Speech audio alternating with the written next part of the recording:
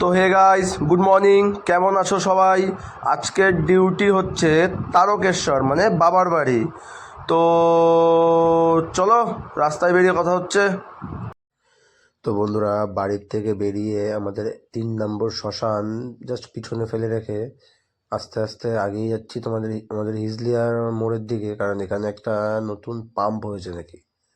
তো এই পাম্পে যাব, গিয়ে গাড়িতে আগে একটু ফিউল আপ করাতে হবে, কারণ রাস্তায় কোথায় কি পাম্প পাবো না পাবো তো জানা নেই।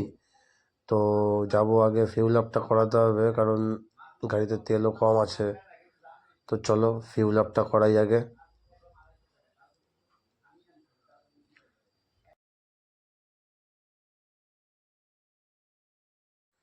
তো বন্ধুরা, পাম্পের থেকে ফুয়েল আপ করিয়ে নিয়ে গাড়ি নিয়ে সোজা এসেছি আমাদের পুঠিয়া বাজারের ওখানে। তো পুঠিয়া বাজারের ওখান থেকে কিছু কাকু আর কাকিমাকে নিয়ে জাস্ট বেরোলাম। নদিয়ার নগরুকুড়া বাজার থেকে বাদিকে সোজা চলে এসেছি, এসে তোমার হরিণঘাটা বাজার টাজার ফেলে সোজা এসেছি জাগুলিয়া। জাগুলিয়া থেকে সোজা বেরিয়ে জাস্ট সোজা আস্তে আস্তে আগিয়ে যাচ্ছি। তো ভালো লাগছে, সুন্দর সকালের একটা ঠান্ডা ঠান্ডা, অল্প অল্প ঠান্ডা রয়েছে, বেশ কিছু রাস্তাঘাটও ফাঁকা রয়েছে। তো চলছি আস্তে আস্তে, এদিকে সব দিকের ভিউ খুব সুন্দর লাগছে, নেচারও খুব ভালো লাগছে।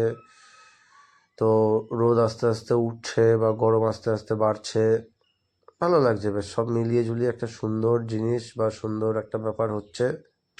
সঙ্গে থাকো, দেখতে থাকো আরও সামনে।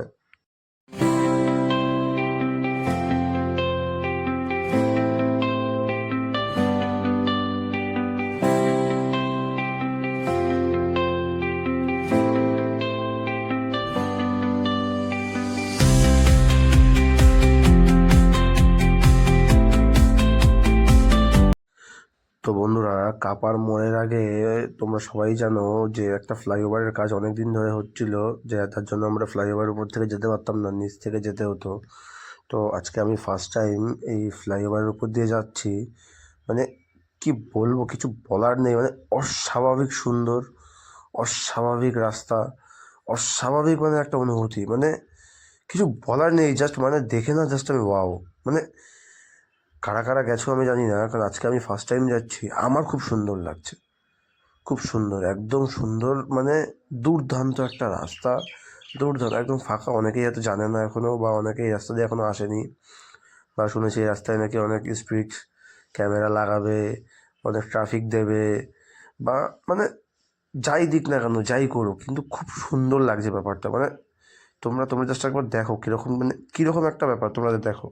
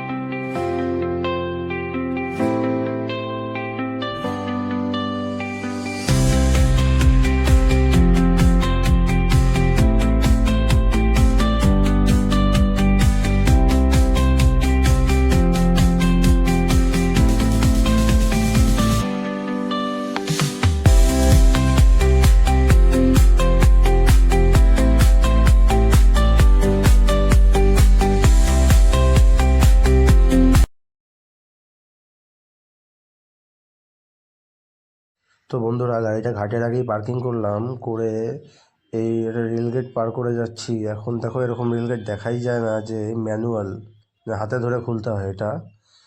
মানে কি সুন্দর লাগছে দেখে, হ্যাঁ। তো বন্ধুরা, ঘাটের গেটের সামনে চলে এসেছি, তোমরা সবাই দেখতেই পাচ্ছ। আর এখানে দেখো দুপাশে সব লাইন দিয়ে দোকান, সব ড্রাম পাওয়া যায় জল নেওয়ার জন্য। আর এখানে বাদিকেই তোমার একটা মন্দির রয়েছে, এখানে জগন্নাথ, বলরাম, সুভদ্রা এরা রয়েছে। আর অন্যদিকে আর একটা মন্দির রয়েছে, ভালো করে দেখা যাচ্ছে না এটা। চলো আস্তে আস্তে ঘাটের দিকে আগাই।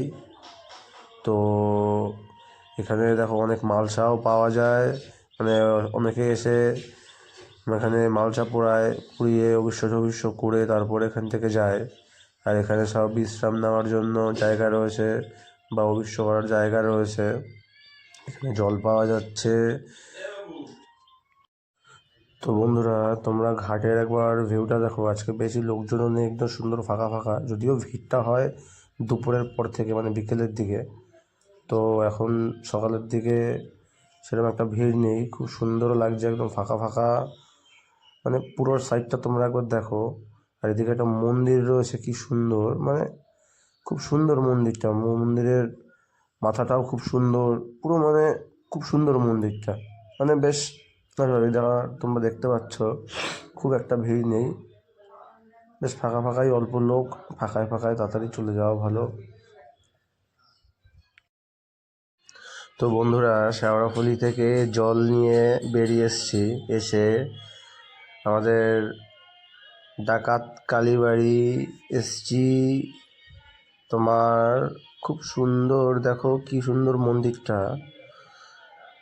তো তোমরা সবাই জানো যে তারকেশ্বর আসার সময় সবাই কম বেশি ডাকাত কালীবাড়ির এখানে দাঁড়ায়। তো এখানেই এসছি প্রথমে। তোমরা দেখো মাকে, দেখো কত সুন্দর লাগছে মাকে। ডাকাত কালীবাড়ির মা এমনি খুব সে তোমাদের জাগ্রত এবং খুব সুন্দরও লাগছে। তো আশেপাশের সাইডটাও দেখো কত সুন্দর, এখানে বসার জায়গা আছে।